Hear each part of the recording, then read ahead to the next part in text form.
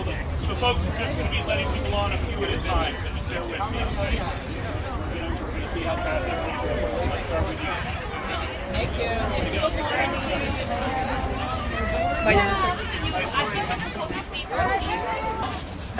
Zavala, cuidado, Zavala. Parece una tortuga. En plena campaña. ¿Qué fue?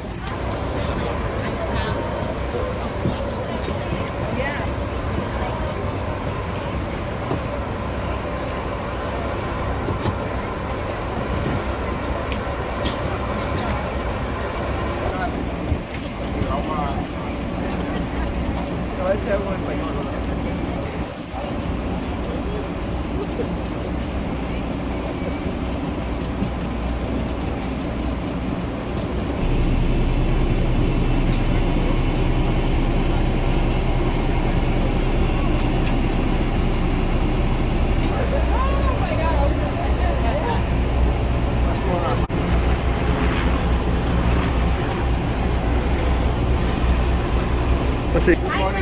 Welcome. Espectacular. All right, welcome. All right. Thank you for being here. Thank you. I'm sure. Good morning. Good morning, Congressman. Hello, how are you?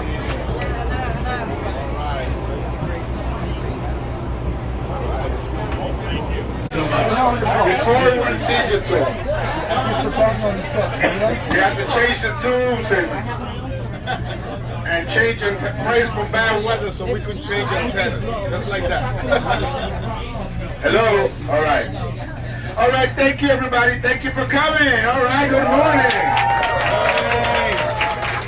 I think this is the first ever water taxi visit tour of the North Manhattan, West Bronx coastline. Give yourself a round of applause. A special thanks to Monica from my office. Someday she will head the EPA. Anybody ever? Okay. She's not competing for your job. So. And Captain Martin, where's Captain Martin? Congratulations and thank you, Captain Martin, for your safety measures and for your. And we are joined by some of the elected officials. I see Councilwoman Diana Ayala, who's a great Puerto Rican swimmer. A deputy speaker and a former assemblywoman and council member, Carmen de la Rosa, who comes from a beautiful place called La Terrenas in Samaná, it's a peninsula, but I hear she has swimming challenges. How is that you come from a peninsula and you have swimming challenges? But we're going to help her today. And of course, Assembly Member Manny de los Santos. We here he learned how to swim at the High Bridge pool. You saw the pool in the Heights, right? Yeah, they asked me, Manny, they asked me on TV, what do you like the best about the movie In the Heights? I said, of course, the pool scene, High Bridge pool. He goes, why? I said, because I used to go swimming there at night. I said, I'm not encouraging anybody to do that. Now, where's Mark Levine? Where's Mark Levine? Is he here? He's not here, but I am. Oh! We got a representative. We have a Thea right here from the Bronx. Thea Stevens from the Bronx. I was in the Bronx yesterday and saw the Bronx Yankees beat Tampa Bay.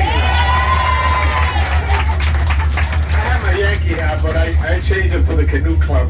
I hope they don't stick me in the bleachers next time I'm there. But anyway, thanks to my team. Johnny Peguero. Janet Peguero from the borough president of the Bronx. Deputy borough president. And thank you to all the advocates and all the representatives from the federal, state, and city agency. Jimmy from the Hudson is right here. He's a little modest. Going, the Hudson. Yeah. Thank you, Jimmy, for being up so early and being there. And so let's just go through this. And then we're going to hear from Monica. As you know, we have the long, narrow neck of Manhattan and the Bronx, the West Bronx, right? With great challenges, in many ways, a disparity of waterfront access and amenities from the area south of 96th Street, where you see money doing a bunch of things, but this is really a beautiful area. I live right up the street, and Inwood Hill Park is sort of like my backyard, so I walk through Spike Libel there, Inwood Hill Park. We also have Fort Tryon, and you also have Highbridge Park and Riverside Park, where I learned to play baseball. I wasn't a shortstop. No, I'm Dominican, but I'm not a shortstop. I'm a third baseman. Oh, okay. All right. So anyway, and then we have the West Bronx. Where's Chauncey? Right Oh, here, Chauncey, man. Watch out for Chauncey. We know what he does. We know what he does. And so the West Bronx is also challenged, right? With a lot of needs for waterfront access and resiliency in the coastline. And we know what Superstorm Sandy did in many of these areas. And in fact, you may not know that we're happy with this vessel. We wanted a bigger vessel, but we couldn't get one because the bridges, like the McCoon's Dance Bridge and the Broadway Bridge, which is on 225th Street, and the 207th Street Bridge, they can't open up. See, Superstorm Sandy, they were damaged, right? And so we must take a look at that. I think that's a public safety matter. Beyond the environmental piece, right? I think it's a public safety matter, so we got to look at that. So that's how we start with this vessel. We're thankful that the water taxi was kind enough to give us this tour. And let me see if I forgot anybody. Everybody's here. Okay, I am pleased. With that, I want to dedicate, right, and thank, acknowledge the electors. And without further ado, I'm pleased to introduce to you the United States of America Environmental Protection Agency Regional Administrator Lisa Garcia.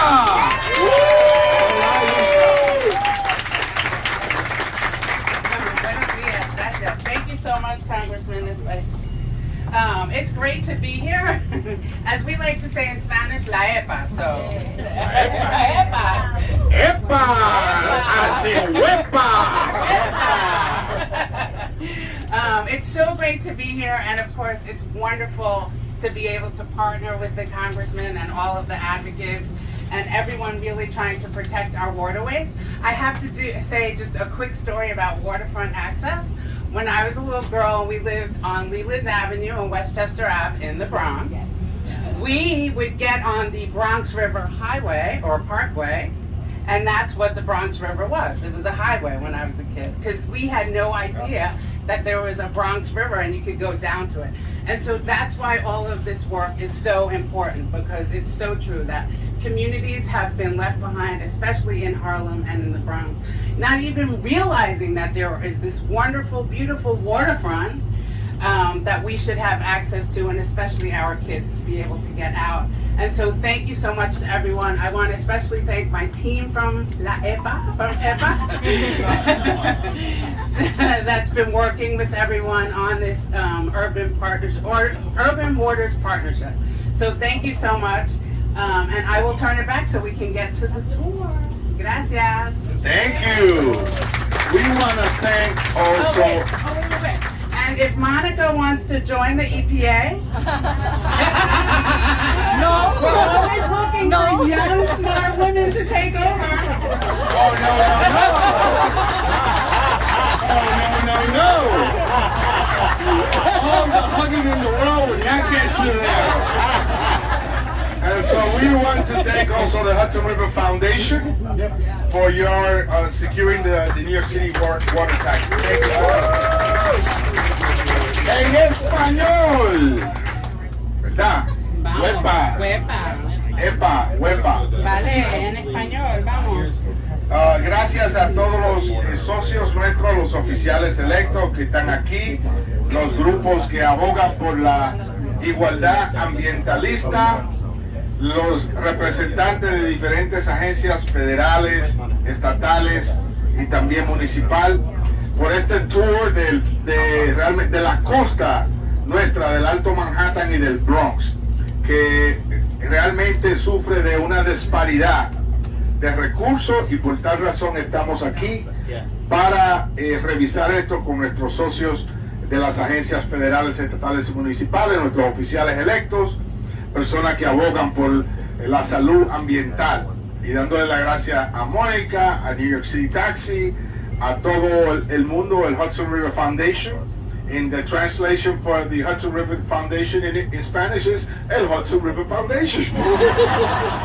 A Jimmy del Hudson y todos ustedes. Así que con eso, with that, also let me say that while Urban Waters Partnership has achieved great successes such as securing $100 million to improve the Roberto Clemente State Park, $10 million for the Bronx River Greenway and restoring herring fish in the Bronx River, we all know that more is needed for the Bronx and more is needed for Northern Manhattan, and that's why we are here. And now let's turn it over to the current and permanent member of our staff, Monica.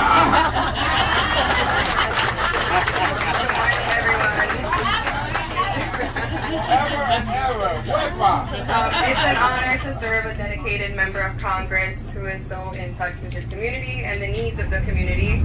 And thank you all so much for coming here today to talk about the coastal infrastructure needs of the Bronx and Harlem River. We know for so long a lot of the communities that are most impacted by environmental injustices are those who do not contribute to the cause. So thank you for all that you do, because we have many intergovernmental agency partners who are working to achieve environmental justice goals for the communities that I'm lucky to serve through the member. So with that, I know we just passed the Columbia University dock, which I was hoping we can stop and slow down to see. It was on the left-hand side. But now we're heading towards Fordham Landing North. So I will pass the mic over to my good friend Chauncey. And I also want to say big thanks to Chauncey Young with the Harlem River Working Group, Karen Argenti.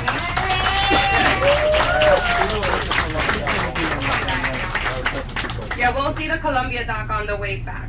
So I'll make sure to point it out. And hopefully we'll get the inward seal that shows up every summer.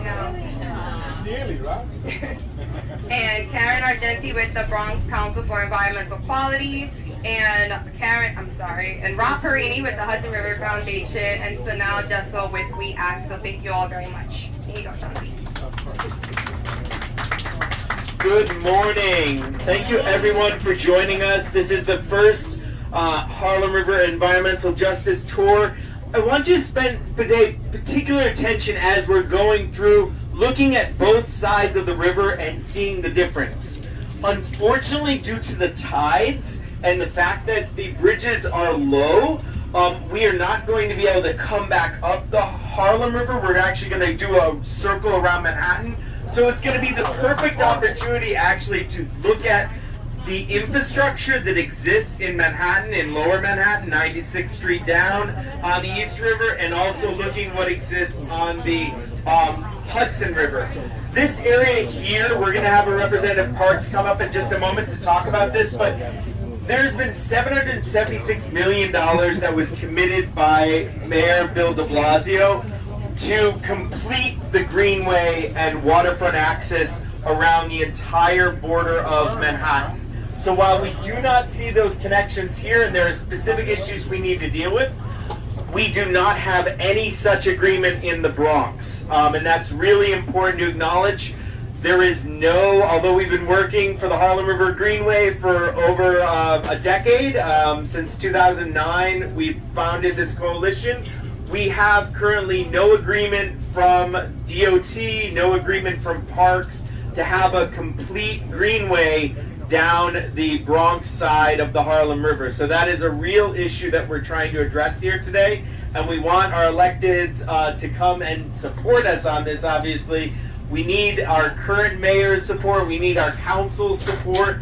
We have the federal support, but without the city, we're passing right now Fordham Landing. We do have a representative and a partner here from Dynamic Star. Where is Frank? Yeah, there we are. Yep.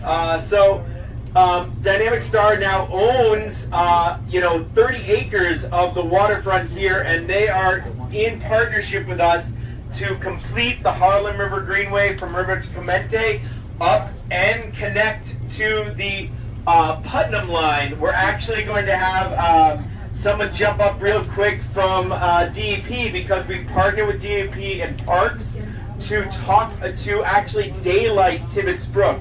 It's the largest daylighting project in the country.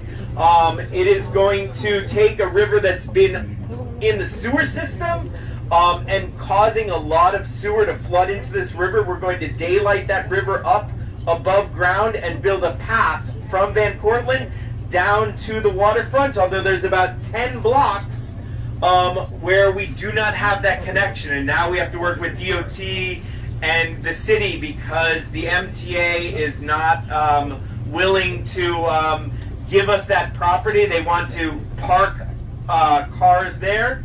Part of the main complication we're going to see, the whole section of this, is that the waterfront on the Bronx side, we have Amtrak, we have Metro North, we have the garbage train, and we have the Deegan Expressway, while on the Manhattan side we have Ciclado.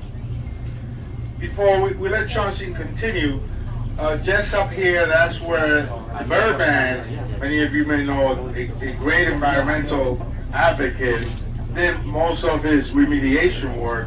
And unfortunately, we lost him. He passed away recently. So we just wanted to give him 30 seconds of silence for his great work.